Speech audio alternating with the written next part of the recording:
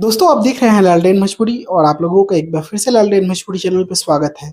जैसा कि आप लोगों को पता है कि आजकल खेसारी लाल यादव लखनऊ में है। वहां पे अपने फिल्म गॉडफादर की शूटिंग कर रहे हैं। फिल्म से याद आया कि दोस्तों 6 तारीख को अपराधी का ट्रेलर भी आ रहा है टीम फिल्म्स भोजपुरी के यूट्यूब चैनल पे सुबह में 6:30 बजे। तो चलिए हम लोग आगे बढ़ते हैं और दोस्तों लखनऊ में खेसारी लाल यादव का लखनऊ से कुछ तस्वीरें निकल कर आई हैं, आप लोग देख सकते हैं। अ, छात्रों के बीच में, स्टूडेंट्स के बीच में खेसारी लाल यादव घिरे हुए हैं, सेल्फी ले रहे हैं।